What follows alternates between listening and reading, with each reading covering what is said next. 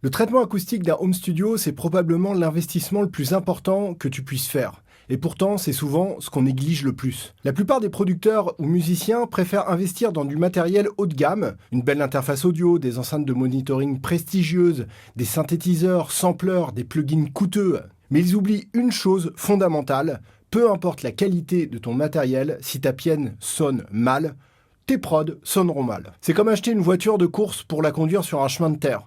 Tu n'exploiteras jamais son potentiel et tu risques même d'obtenir de moins bons résultats qu'avec un véhicule plus modeste sur une route goudronnée. La bonne nouvelle dans tout ça, c'est qu'il existe une méthode systémique pour traiter acoustiquement ton studio, une approche étape par étape qui te permettra d'obtenir des résultats professionnels sans te ruiner. En 20 ans, j'ai créé plusieurs studios d'enregistrement et avec le temps, j'ai développé un système complet pour traiter n'importe quelle pièce de façon méthodique et efficace. Et aujourd'hui, je vais te partager cette méthode dans son intégralité. Alors avant de commencer, je voudrais parler d'une confusion qui revient très souvent quand on parle de traitement acoustique.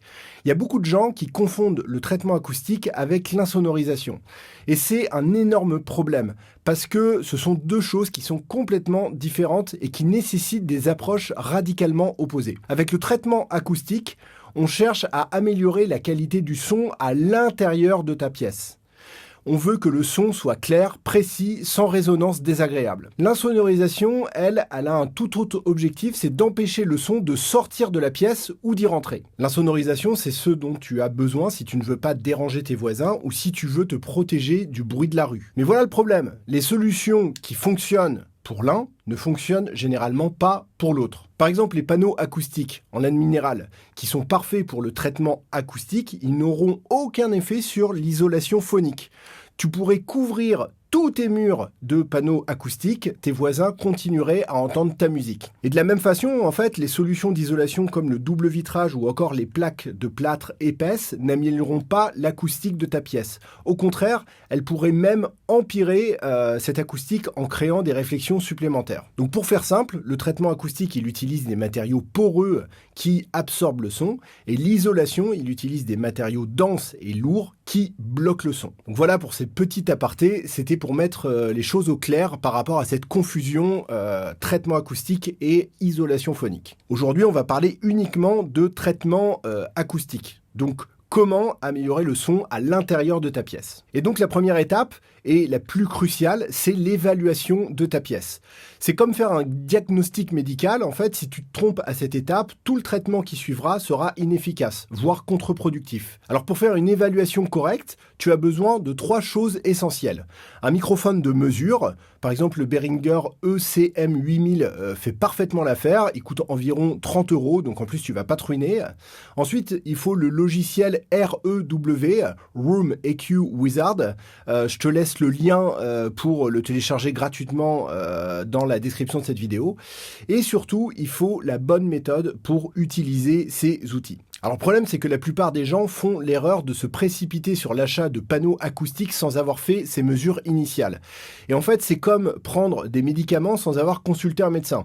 Tu risques de faire plus de mal que de bien. Donc je vais t'expliquer comment faire. Une fois que tu as ton matériel de mesure, la première chose à faire, c'est d'identifier les modes de ta pièce. Les modes, ce sont ces fréquences de résonance qui créent des accumulations ou des manques de basse selon l'endroit où tu te trouves.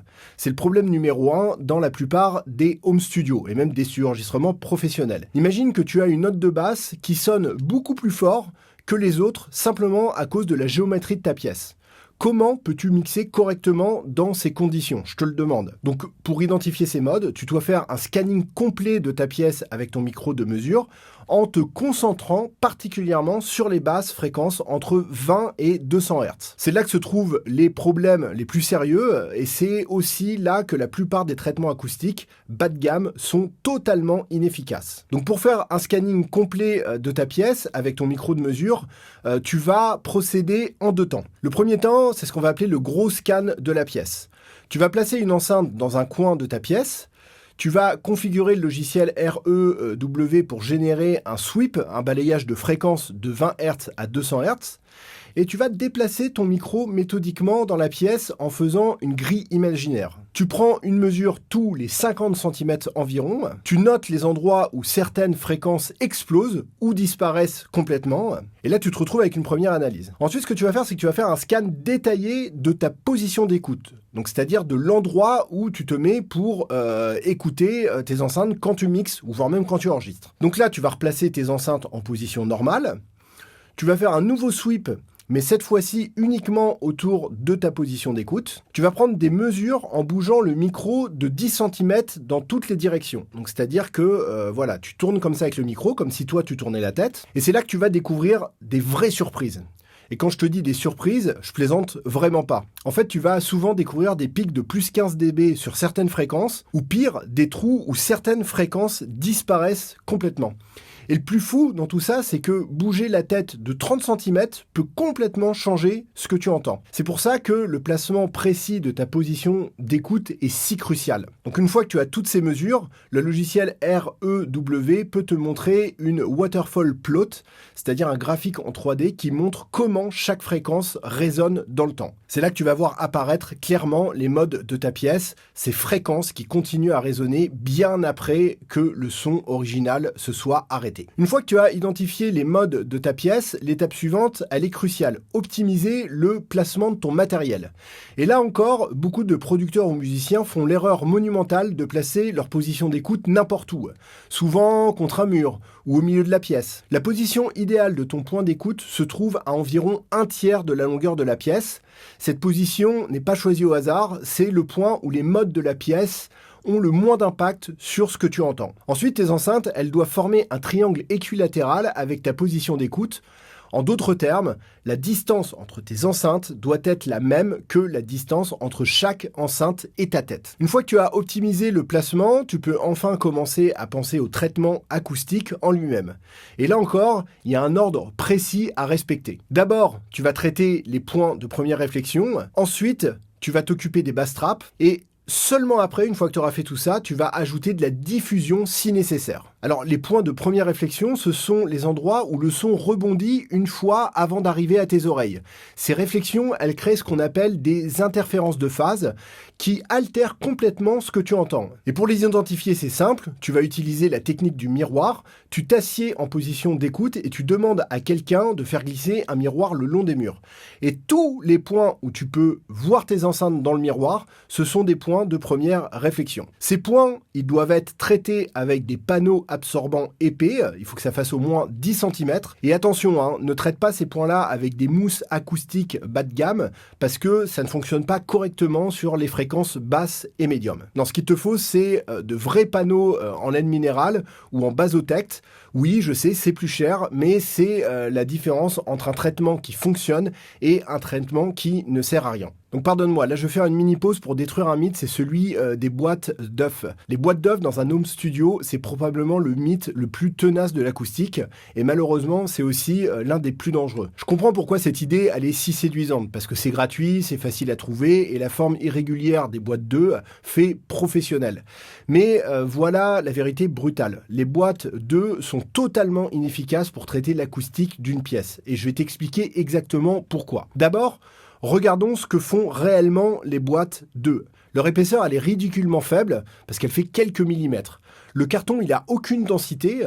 La forme alvéolée, elle est trop petite pour avoir un véritable impact. Pour qu'un matériau absorbe efficacement une fréquence, il doit avoir une épaisseur d'au moins un quart de la longueur d'onde de cette fréquence. Donc on va faire un rapide calcul. Une boîte d'œufs, elle fait environ 2-3 cm d'épaisseur. Avec cette épaisseur, elle ne pourrait théoriquement traiter que les fréquences au-dessus de 2800 Hz. Mais comme le matériau il n'a aucune densité, même cet effet minime est inexistant. En d'autres termes, les boîtes d'œufs sont aussi efficaces que du papier peint pour traiter l'acoustique. En fait, ça sert à rien. Mais le pire dans tout ça, c'est que cette solution peut créer de vrais problèmes. Pourquoi ? Parce que c'est extrêmement inflammable.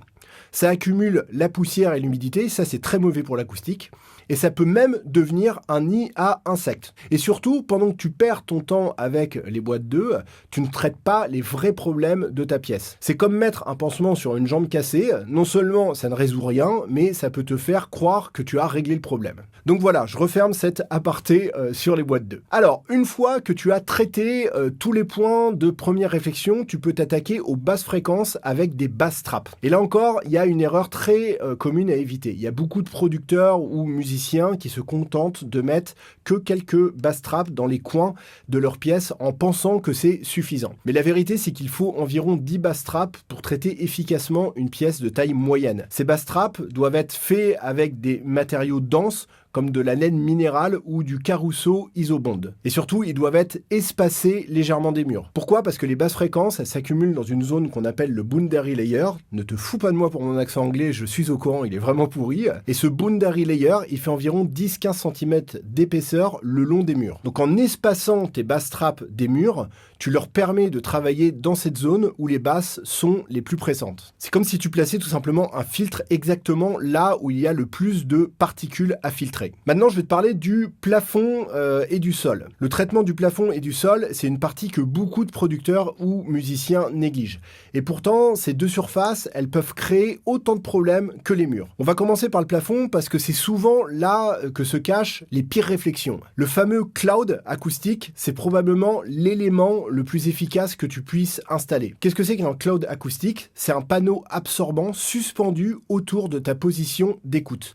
Il doit être assez grand pour couvrir la zone entre toi et tes enceintes. Et l'idéal, c'est de le suspendre à environ 20-30 cm du plafond. Pour construire un cloud efficace, tu as besoin d'un cadre en bois léger, de laine minérale dense, qui fait environ entre 15 et 20 cm d'épaisseur, d'un tissu acoustique pour l'habillage, et puis de câbles ou chaînes pour la suspension. L'erreur classique, c'est de coller le cloud directement au plafond. Le problème, c'est que si tu laisses pas cet espace d'air, tu vas perdre 50% de l'efficacité du cloud. Les basses fréquences, elles passent complètement à travers. Tu perds l'effet de piège à son créé par l'espace d'air. Donc maintenant, on va passer au sol parce que c'est une toute autre histoire. D'abord, si tu as de la moquette, enlève-la. C'est super important. Pourquoi ? Parce que la moquette, elle n'absorbe que les hautes fréquences. Et ça crée un déséquilibre avec les basses qui continuent de résonner. Et le résultat, c'est que ton mix, il sonne trop brillant ou trop aigu. L'idéal pour le sol, c'est un parquet ou un plancher dur. Parce que ça permet aux basses de se développer naturellement. Tu peux contrôler les réflexions avec des tapis stratégiquement placés. C'est plus facile à nettoyer et c'est important pour l'acoustique à long terme. Si tu utilises des tapis, voilà où les placer. Entre toi et tes enceintes, pour absorber les premières réflexions, sous ton siège, pour réduire les réflexions locales, mais surtout, ne mets pas des tapis dans toute la pièce. Maintenant, je vais te donner une autre astuce qui est peu connue, c'est les plateformes flottantes. Qu'est-ce que c'est ? C'est une petite plateforme isolée sous tes enceintes. Ça évite que les vibrations ne se transmettent au sol et ça améliore significativement la précision des basses. Enfin, pour la jonction sol-mur, ce qu'il faut savoir, c'est que c'est un endroit crucial pour les bass traps. Les coins au sol accumulent énormément d'énergie dans les basses, donc ne laisse pas ces zones sans traitement. Et surtout, n'oublie pas, le sol et le plafond forment un couloir acoustique. Les réflexions rebondissent entre les deux surfaces, ça crée des échos rapides et répétitifs, d'où l'importance de traiter les deux surfaces de façon complémentaire. Le but, c'est pas d'avoir un plafond et un sol complètement morts, tu peux juste contrôler les réflexions problématiques, garder suffisamment de vie dans la pièce, mais éliminer les résonances qui perturbent ton mix. Donc ça y est, on en a fini avec ce long chapitre de l'absorption. Donc une fois que tu as traité l'absorption, il y a une dernière étape qui s'appelle la diffusion. La diffusion, c'est ce qui va donner de la vie à ta pièce. Sans diffusion, ton studio risque de sonner mort, comme si tu étais dans une chambre sourde. Alors attention, ça c'est super important, la diffusion, elle ne doit être ajoutée qu'après avoir traité correctement l'absorption. C'est comme mettre la cerise sur le gâteau, si le gâteau n'est pas bon, la cerise ne changera absolument rien. Une bonne approche en général, ça consiste à utiliser la méthode live end, dead end. Une absorption totale derrière les enceintes, le dead end, de la diffusion sur le mur arrière, le live end. Cette approche, elle permet d'avoir le meilleur des deux mondes. Une écoute précise grâce à l'absorption et une pièce vivante grâce à la diffusion. Alors également, une autre chose qui est très importante dans tout ce processus, c'est de mesurer régulièrement les résultats de ton travail. À chaque étape du traitement, tu dois refaire des mesures acoustiques complètes pour vérifier que tu vas dans la bonne direction. C'est comme prendre sa température régulièrement pendant un traitement médical. Il n'y a que comme ça qu'on peut savoir si le traitement fonctionne. L'objectif final de tout ça, c'est d'avoir des variations de maximum plus ou moins 5 dB dans les basses fréquences. Je sais, c'est ambitieux, mais c'est tout à fait réalisable si tu suis la méthode étape par étape. Et surtout, très important, n'oublie pas la règle d'or. Ne surtraite pas ta pièce.